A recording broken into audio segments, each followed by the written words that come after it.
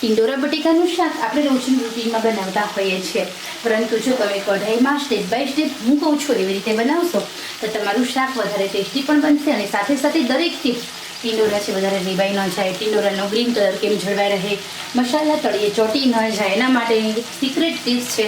નવી નવી રસોઈ શીખતી મારી દરેક બહેનો માટેની આ સ્પેશિયલ રેસીપી છે. મારી ચેનલનો એક જ ઉદ્દેશ છે, ઘરમાં રહેલી જે રસોઈ આપણે ઘરમાં બનતી હોય છે એ રસોઈને વધારે આમ સ્માર્ટ રીતે બનાવવાનું, સાથે સમય પણ ઓછો વપરાય અને આની સાથે રસોઈ વધારે ટેસ્ટી કઈ વપરાય, ઓછા મસાલામાં ઓછા તેલમાં, એની દરેક ટિપ્સ સાથે. તો મિત્રો ખરેખર આપને આ ઘરની રસોઈ ચેનલની આ રેસીપી પસંદ આવી હોય તો મારી ચેનલ નવી છે, નાની છે, આપ સૌને સાથ સહકારથી હું આગળ વધી રહી છું. આપ સૌનો સાથ સહકાર મને ખૂબ મળી રહ્યો છે. આશા રાખું છું આજની આ રેસીપી પસંદ આવી હોય તો તમારા ફેસબુક ગ્રુપમાં, તમારા વોટ્સએપ ગ્રુપમાં લિંક શેર કરો અને સાથે સાથે એક લાઈક અને એક કોમેન્ટ્સ કહો કે ખરેખર મારી મહેનત તમને કેવી લાગી, કારણ કે આપની એક લાઈક, આપની એક કોમેન્ટ મને મોટિવેટ કરે છે, પ્રોત્સાહિત કરે છે અને નવા વિડીયો બનાવવા માટે મને ઉત્સાહિત કરે છે. તો મિત્રો ખરેખર એના માટે કોઈ પૈસા નથી, કોઈને મોટિવેટ કરવું એકદમ ફ્રીમાં છે. તો મિત્રો ખરેખર પોઝિટિવ બનો અને મોટિવેટ કરો મને. ચલો જોઈએ રેસીપીનો વિડીયો. આજે આપણે બનાવીશું ટિંડોરા બટેકાનું શાક. ટિંડોરા હોય છે એ આવા હોય છે. ટિંડોરાને સૌથી પહેલાં ઉપરનો ભાગ, નીચેનો ભાગ રિમૂવ કરવાનો અને એને આપણે ચેક કરવાનું. ટિંડોરા લાલ નથી ને લાલ ન હોય તો ટિંડોરાને ઊભી પટ્ટીમાં જ એક ટિંડોરામાંથી 4 ભાગ કરી અને સમારી લેવાના છે. હવે જો હું તમને બતાવું કે ટિંડોરા લાલ હોય તો કેવા હોય. લાલ હોય ને લાલાશ પડતા એ પાકેલા ટિંડોરા છે, એનો આપણે ઉપયોગ બિલકુલ નથી કરવાનો, કારણ કે એમાં ખટાશ હોય અને એ જ શાક છે ને ખાવામાં મીઠાશવાળું ન લાગે. ટિંડોરામાં પાણીનો ભાગ હોય એટલે આ શાક છે ને એકદમ ઝડપથી ચડી પણ જતો હોય છે. અને હા, અહીંયા 250 ગ્રામ ટિંડોરા આરામથી 2 વ્યક્તિ ખાઈ શકે છે, પરંતુ તમારા ઘરે 3 વ્યક્તિ છે અને તમારે એમાં થોડું બટેકું એડ કરવું હોય તો બટેકાને પણ આપણે ઊભી પટ્ટીમાં સમારવાનું. તો અહીંયા મેં 2 બટેકા લીધા છે. આ શાક 3 વ્યક્તિ માટે બનાવું છું અને બટેકાને પણ આપણે ઊભી પતલી પતલી સ્લાઇસમાં સમારી લેવાના છે. ઓકે, તો આવી રીતે આપણે ટિંડોરા અને બટેકાનું એકદમ સરસ મજેદાર શાક બનાવીશું. તો આ થઈ પૂર્વ તૈયારી. અહીંયા આપણે બટેકા અને ટિંડોરા તમે જ્યારે પણ સમારો ને ત્યારે પહેલાં એને ધોઈ લેવાના ડૂબડૂબા પાણીમાં, કારણ કે એમાં પેટ્રોક્સાઇડ નામનું કેમિકલનો છંટકાવ હોય છે જે એની અંદર લાંબા સમય આપણને શરીરને નુકસાન કરે છે, પાચન તંત્ર નબળું પાડે છે. પેટ્રોક્સાઇડ કેમિકલ્સ એટલે કે એકદમ ધીમું ઝેર. કોઈ પણ પ્રકારની શાકભાજી હોય ને એની અંદર એનો છંટકાવ હોય જ, માટે તમારે કોઈ પણ શાકભાજી લો એને 2 થી 3 વાર ફરજિયાત ધોવાનું અને એ કેમિકલ્સ બને એટલો એનો જે દવાનો છંટકાવ હોય એ કાઢી નાખવાનો ને પછી જેનો ઉપયોગ કરવાનો.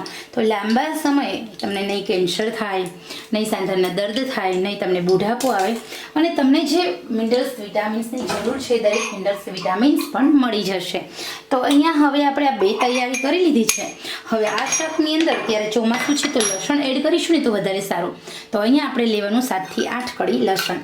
લસણ હંમેશા તાજું આપણે ફોલીને જ લઈએ ને તો એની સુગંધમાં વધારો થતો હોય છે અને આવી રીતે ખલદસ્તાની મદદથી આપણે લસણને એકદમ ફટાફટ આવી રીતે ખાંડી લેવાનું છે.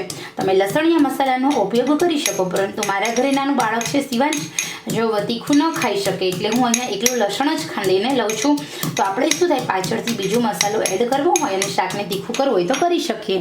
તો અહીંયા આપણું જે ચોમાસાની અંદર લસણનો ઉપયોગ ફરજિયાત કરવો, કારણ કે લસણ છે ને તમારું પાચન તંત્ર નબળું નથી પડવા દેતું અને તમે કોઈ પણ વસ્તુ પચાવી દે છે. ચલો હવે આપણે કઢાઈમાં સબ્જીનો વઘાર કરીએ. તમે છે ને આ શાક કુકરમાં પણ બનાવી શકો છો, પરંતુ અહીંયા આપણે આ શાકને બનાવીશું કઢાઈમાં. કઢાઈમાં બનાવેલા શાકભાજી હોય ને એના પોષક તત્વ જળવાઈ રહેતા હોય છે. તો તે અહીંયા મેં લીધું છે 3 ચમચી, કારણ કે 250 ગ્રામ શાક છે ને પાછું આપણે આ શાક છે એને તેલમાં ચડવા દેવાનું છે એટલે, અને આપણું શાક 400 ગ્રામ જેટલું થઈ જાય છે. 500 ગ્રામ સબ્જી હોય ને તો 3 ચમચી તેલ જોઈએ. અને અહીંયા આપણે લીલા શાકભાજી અને પાછા એ પણ પાણીમાં તેલમાં જ ચડવા દેવાના છે એટલે આપણે આમાં લઈશું આપણે 1 ચમચી તેલ વધારે. રાઈ અને જીરું સંતળાઈ જાય એટલે આપણે વઘાર કરવાનો છે લસણથી. ઓકે, તો અહીંયા આપણે એકદમ તાજી લસણની જે પેસ્ટ હતી એને 1 મિનિટ માટે સાંતળી લેવાની છે. અને હવે આપણે એમાં એડ કરીશું હળદર. હળદર ઉમેર્યા પછી ટામેટાં અને અત્યારે બધા નહીં ઉમેરીએ, અડધા જ ઉમેરીશું. આપણે મસાલા કરીશું પછી બીજા બધા ઉમેરવાના છે. અત્યારે હું નમક પણ નથી એડ કરતી, કારણ કે મારું નમક છે એની અંદર જે આયરન છે એ નાશ પામે. તો અત્યારે માત્ર ને માત્ર હળદર અને 1 ચપટી જેટલા મીઠા અને લસણમાં આપણે આ શાકને ચડવા દઈએ. બધા મસાલા પાછળથી કરીશું. શું કામ? તો જો તમે પહેલાં બધા મસાલા કરશો ને તો શું થશે ખબર છે? મસાલા તળીએ ચોંટી જશે અને સબ્જી છે એનો ટેસ્ટ બિલકુલ સારો નહીં આવે, કારણ કે મસાલા તળીએ ચોંટી જવાથી તમારા મસાલા હોય છે ને વધારે જરૂર પડે છે. અને અહીંયા ઓછા મસાલામાં ટેસ્ટી અને સ્વાદિષ્ટ શાક બનાવવું હોય તો આ સરસ મજાની ટેસ્ટ. તો હળદરની અંદર મોટા ભાગે આપણે વઘાર કરી અને એ પોતોયનો જે ટિંડોરાનો જે લીલો કલર હોય છે ને જળવાઈ રહે છે, ટિંડોરાનો પીળાશ પડતા. અને અહીંયા આપણે તેલની અંદર ટિંડોરાને 2 થી 3 મિનિટ સુધી આમ જ સાંતળવાના, લીડ કવર નહીં કરવાનું, જેના કારણે ટિંડોરામાં થોડી ક્રિસ્પીનેસ આવશે. એનું પાણી છૂટે ઢાંકવાના પણ નહીં.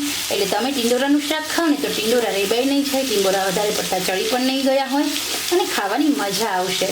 તો હવે અહીંયા માત્ર ને માત્ર હળદરમાં જ આપણે શાકને સાંતળવા દઈએ. દર 1 મિનિટે હલાવતા જઈશું. જો તમે મારી રીતે ટિંડોરા બટેકાનું શાક બનાવશો તો તમે પંજાબી સબ્જીને એક બાજુ સાઈડ પર રાખી દેશો, એવું લાજવાબ ટેસ્ટી બનશે. સાથે સાથે મસાલા કેવી રીતે કરવાના છે એ જ ખૂબી છે. મસાલા કરવાની ખૂબી તમે જાણી લેશો ને તો પછી તમારું શાક છે ને એ વધારે, અહીંયા નથી વધારે તેલ, નથી વધારે મસાલા, તો એકદમ સ્પીડી ઘરની જે રસોઈ હોય છે ઓછા મસાલામાં વધારે સ્વાદિષ્ટ કેમ બને એની ટિપ્સ સાથે આપણે જોઈએ. હવે આમાં મસાલા ક્યારે કરવા તેની રીત. તો અહીંયા આપણે પાણી નથી ઉમેર્યું, તેલમાં જ આપણે શાકને ચડવા દેવાનું છે. પરંતુ પહેલાં આપણે કોરું અને જો તમે મસાલા એડ કરો ને તો એ તળીએ મસાલા ચોંટી જાય, જેના કારણે તમારા શાકનો જે મસાલાનો ટેસ્ટ ના આવે, તમારું શાક લાગે તીખું. હવે આપણે ગેસની આંચ એકદમ મીડિયમ કરી અને 2 મિનિટ માટે ઢાંકીને ચડવા દઈએ. અહીંયા મેં લીડ કવર કર્યું છે અને દર 1 મિનિટે આપણે હલાવીશું. ગેસની આંચ એકદમ સ્લો ટુ મીડિયમ રાખવાની છે. તમને મસાલા ક્યારે એડ કરવા એ પણ હું તમને જણાવીશ આગળ. પહેલાં આપણે શાકને 80% સુધી ચડવા દઈએ. હવે અહીંયા આપણે જોઈએ તો હલાવવાનું છે. તમારે કોઈ પણ તમે રસોઈ બનાવો ને તો એકદમ થોડી શાંતિથી બનાવો ને તો એ રસોઈનો ટેસ્ટ પણ સારો આવશે અને તમારી રસોઈ ખૂબ સરસ બનશે. અને ગેસની આંચ તમે જેમ મીડિયમ રાખશો ને તમારી રસોઈનો ટેસ્ટ પણ વધારે સારો આવશે. ગેસ ઓછો વપરાશે, સાથે તેલ ઓછું વપરાશે, ઓછા મસાલામાં વધારે ટેસ્ટી સ્વાદિષ્ટ રસોઈ બનાવી શકો છો. હવે આપણે એડ કરવાનું છે કશ્મીરી લાલ મરચું. સાથે સાથે મેં અડધી ચમચી રેશમ પટ્ટો એડ કર્યો છે. તો અહીંયા અડધી ચમચી કશ્મીરી લાલ મરચું એડ કર્યું, જેના કારણે મારું શાક તીખું ન બને. સપચપટી એવી હળદર, આપણે પહેલાં હળદર ઉમેરી છે તો હળદર એકદમ ઓછા પ્રમાણમાં એડ કરીશું. સાથે સાથે મેં ગરમ મસાલો એડ કરું છું, મેજિક મસાલો છે. નમક આપણે આપણા શરીરના હેલ્થ માટે, આયર્ન નમકનું જળવાઈ રહે એના માટે નમક આપણે લાસ્ટમાં એડ કર્યું. અને હવે આપણે હલાવીશું.